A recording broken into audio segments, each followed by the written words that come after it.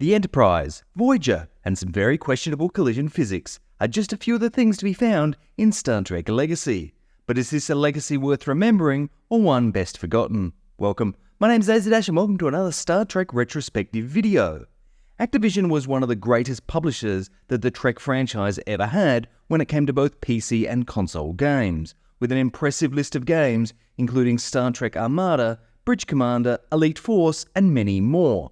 And I still think to this day that the dispute which culminated in their license being terminated in 2003 weakened the overall license for a long time.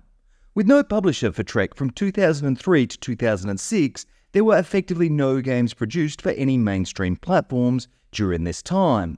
Now I say mainstream platforms because to my surprise when doing research for this video, I learnt that there was a game produced in 2005 called Star Trek The Next Generation Stranded for the Sky Active, which according to several online sources was an online game platform streamed to televisions and controlled via the remote. Possibly an interesting story for another video. Regardless, after a 3-year hiatus, Bethesda acquired the Star Trek license and went on to produce 4 games: Legacy for PC and Xbox 360, Encounters for PS2, Tactical Assault for PSP and DS, and Conquest for Wii and PS2. Now, in the case of Legacy, while Bethesda published it, Mad Dog Software, now a part of Rockstar, were the ones who actually developed it. On paper, this made sense. Mad Dog developed Armada 1 and 2, and despite neither of those games being perfect, they are very solid games which are still sold and supported today.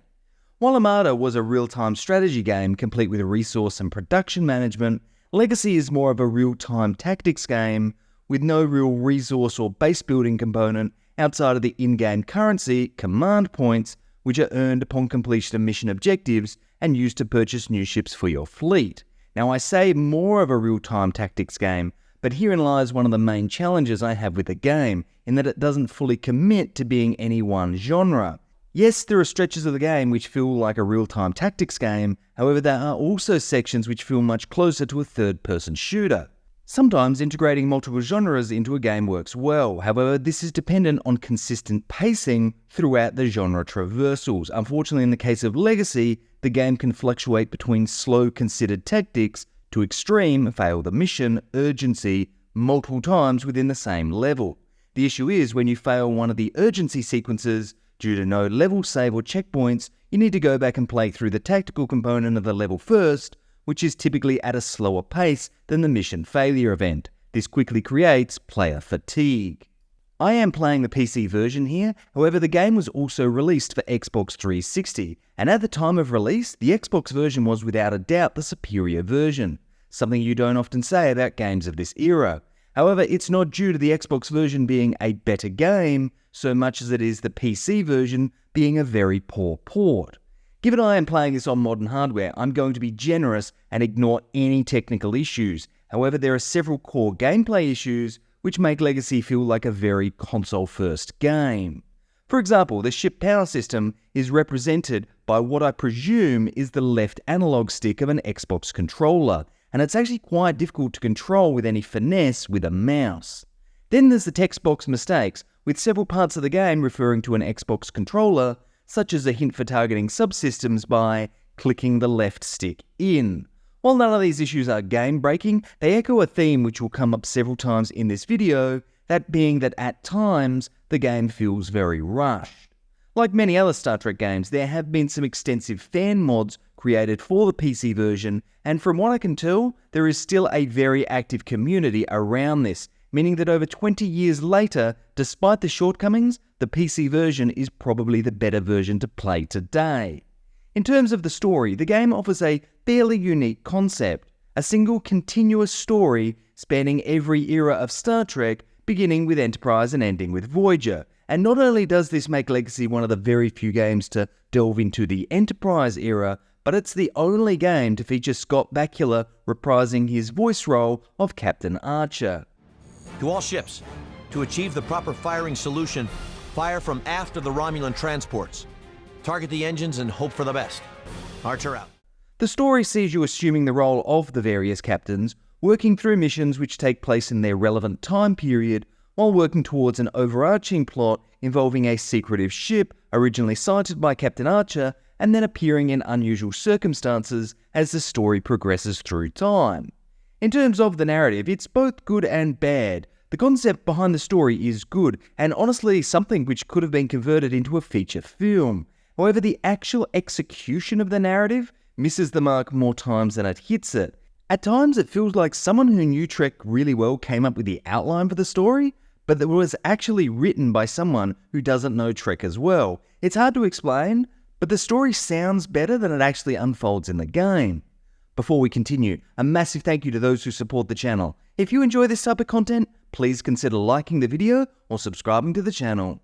With that out of the way, let's arm phasers, click my non-existent left stick in, and warp back to the year 2006 to remember Star Trek Legacy. Legacy opens its single-player campaign with a tutorial-style mission which walks the player through most of the key functions of the game. Only unlike games like Bridge Commander and Klingon Academy, where the tutorial was integrated into the gameplay, Legacy opts to deliver the tutorial by text dumps. It's a small thing in the scheme of things, but it sets the tone for a lack of immersion which persists throughout the game. Camera and control are a mixed affair. While they are functional, there is very little that is genuinely intuitive about them. The majority of control inputs are made by the keyboard, with the mouse serving more as a camera. And to be fair, a lot of the shortcomings in the camera and control system aren't inherently flaws within these systems, rather downstream impacts of other gameplay mechanics. One example is collision detection, as in, apart from one very specific mission, nothing can collide with another object in the game. However, rather than a more graceful avoidance of a collision, in Legacy you just kind of bounce off things. I'm 50-50 on if this was a deliberate decision, or if there was a game-breaking bug from collision that resulted in the developers just removing it entirely. The game features both an action display where you control between 1 and 4 vessels, and a map screen where you get an overhead perspective of the map and are able to send commands to your ships, such as warping to a specific location.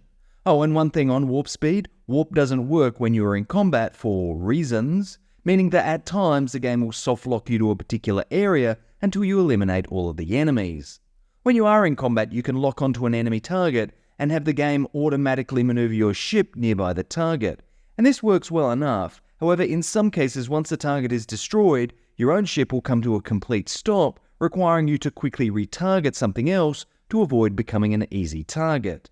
The actual combat experience itself really varies based on the mission. In some missions, normally those with rather straightforward, destroy a set number of enemy craft, the combat works well. There's nothing revolutionary about the combat. Left mouse is phasers, right mouse is torpedoes, each take a set amount of time to recharge, and have specific firing arcs and so on. But it's more than serviceable for the more basic missions. Where the combat experience starts to fall down is in some of the more complex missions, where there will be objectives to protect or destroy specific items in specific time limits, which expose two major flaws. Firstly, the combat system lacks finesse. You can't make any real engagement decisions apart from turning on tracking and firing everything you have, and the other flaw being the AI controlling your other ships is very unpredictable. Sometimes it contributes to a fight in a meaningful way, other times it will fly straight into a group of enemies and be rapidly destroyed, meaning that you as a player need to quickly switch between all your ships to keep micromanaging combat. Again, in the more simple missions, this is fine because you don't have to consider a penalty for the destruction of an ally or similar. However, this can be troublesome in the more complex missions where you need to protect allies while accomplishing other objectives. Like with the camera and control, the combat isn't necessarily bad on its own, but other gameplay mechanics too often conspire to make it feel like a chore as opposed to an experience. Probably the universal thing which creates the most friction in the gameplay is the level design, and what's even stranger is the game starts out with very solid level design, then goes right off the rails, only to return at the very end with very solid design. It's honestly perplexing. There's a level about halfway through the game which sees you need to attack a variety of Klingon targets, including a weapons platform. Only the weapons platform has turrets surrounding it, which do a very high amount of damage and have an incredibly long range. Even the times I managed to keep all 4 of my fleet ships alive till I reached this part of the mission, all of my AI-controlled ships were quickly destroyed upon approaching that platform, meaning I had to face the threat with a quarter of the firepower.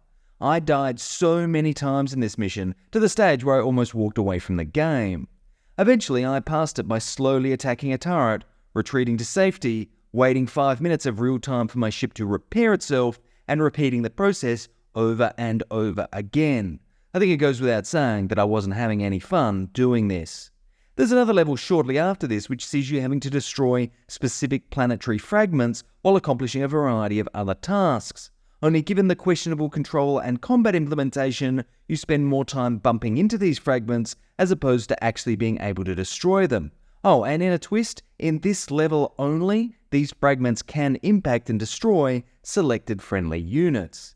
In isolation, most of the game's mechanics are serviceable, however when they are brought together, they lack any real cohesion, far too often making the gameplay an exercise in frustration as opposed to enjoyment. The game's overall presentation is a complex matter to discuss. Firstly, as I've already alluded to, the PC port is at times lacking care and indeed any real quality control.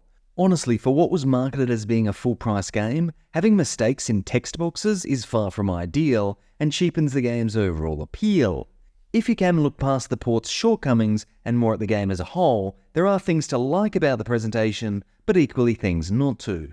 Firstly, the good. The overall graphical presentation is pretty good. There's certainly no limitations being pushed here from a fidelity perspective, but everything has a consistent design principle, with the controllable ships from the television series being a standout. Likewise, the environments are all varied enough to ensure you never really get tired of looking at them, while not looking out of place as something you would find in the series. Cutscenes are all handled in-engine, and this gives a good sense of immersion, especially when they take place midway through a mission. They are well designed, well scripted, and would be a high point of the game if not for one major issue, and that's the voice acting. Now, as I said earlier, the game features almost every mainstream Starfleet captain's voice. Scott Bakula, William Shatner, Patrick Stewart, Avery Brooks, the list goes on. Now, this should equal an incredible experience. The problem is that it feels like at times, far too many times, the voice actors weren't given the context of the lines they are delivering, causing some of the cutscenes to feel quite disjointed. Take a listen to this. That's the Saleya. Tyrell is here and within our grasp. Target that ship before we lose it. We've lost Tyrell, but somehow I don't think we're rid of her. All ships, concentrate fire on the beam weapon. That's our primary objective. Oh, and this is firmly in nitpick territory, but I'm going there anyway. There's a cutscene set aboard the USS Stargazer, and immediately after its captain is incapacitated, Picard identifies himself as Captain Picard. Channel open. Attention, unidentified vessel. I am Captain Picard of the Federation ship Stargazer. You are entering Federation territory. Return at once to Romulan space. No response, Jean-Luc. Where in fact, while he may have assumed the role of the commanding officer, he can't exactly give himself an instant promotion. As I said, I'm nitpicking here, but it does feel like a lack of lore quality control. The rest of the audio, including the voices used in combat, is all really good though, and definitely adds to the experience in a positive way. Our shields are down. Constitution to fleet. We're taking a beating. Constitution to fleet.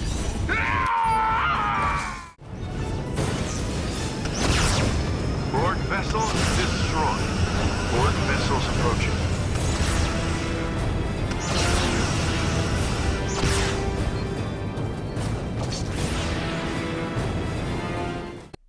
Legacy is a strange game. It's a collection of mostly good ideas wrapped in mostly average to bad execution. When I try and think about what could have been changed to improve things, most of the critique comes from the game's utilization of multiple genres that in the way they are combined just doesn't equate to a fun experience for the player. I rate Bridge Commander as one of the best Star Trek games out there, and while it does deliver a diverse set of missions and activities, all of them are grounded in the game being a space simulator, something the game does very well. Likewise, the Armada series, despite also having varied missions and activity, firmly sits within the boundaries of a real-time strategy game. Legacy isn't a terrible game, and it's clear given the ongoing mod work on PC that some people do enjoy it. However, there are far too many issues for it to hold a legitimate position as a top Trek game given the other choices out there. But that's enough from me. Do you agree or disagree with my opinions? Let me know down in the comments below. And as always, thanks for watching.